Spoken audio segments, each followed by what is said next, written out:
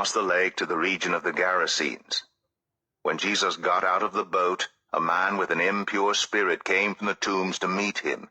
This man lived in the tombs, and no one could bind him any more, not even with a chain, for he had often been chained hand and foot. But he tore the chains apart and broke the irons on his feet. No one was strong enough to subdue him.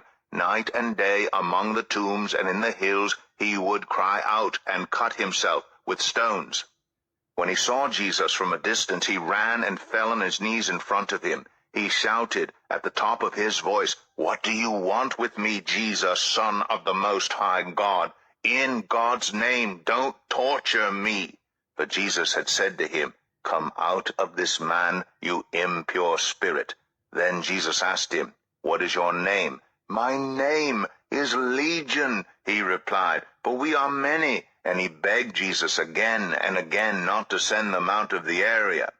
A large herd of pigs was feeding on the nearby hillside. The demons begged Jesus, "Send us among the pigs, allow us to go into them." He gave them permission, and the impure spirits came out and went into the pigs. The herd, about 2,000 in number, rushed down the steep bank into the lake and were drowned. Those tending the pigs ran off and reported this in the town and countryside, and the people went out to see what had happened. When they came to Jesus, they saw the man who had been possessed by the legion of demons sitting there, dressed and in his right mind, and they were afraid. Those who had seen it told the people what had happened to the demon-possessed man, and told about the pigs as well. Then the people began to plead with Jesus to leave their region. As Jesus was getting into the boat, the man who had been demon-possessed begged to go with him. Jesus did not let him, but said, "Go home to your own people and tell them how much the Lord has done for you and how he has had mercy on you."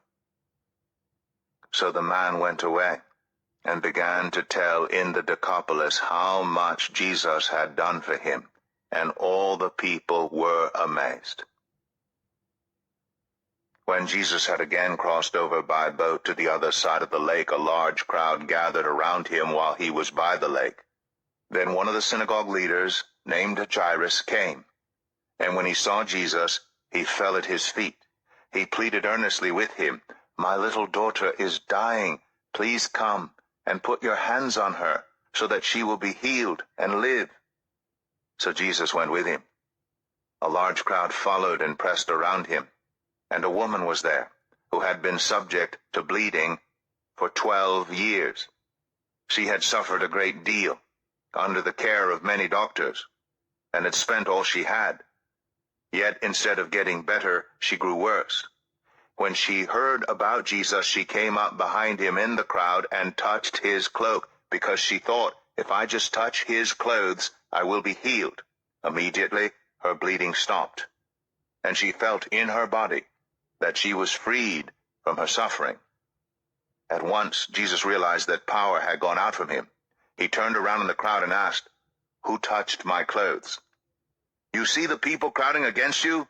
His disciples answered. "And yet you can ask, 'Who touched me?'" But Jesus kept looking around to see who had done it. Then the woman, knowing what had happened to her, came and fell at his feet, and trembling with fear, told him the whole truth. He said to her, "Daughter, your faith has healed you. Go in peace and be freed from your suffering."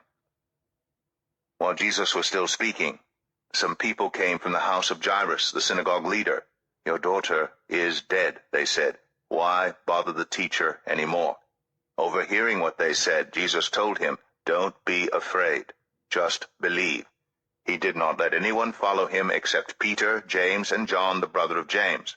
When they came to the home of the synagogue leader, Jesus saw a commotion, with people crying and wailing loudly.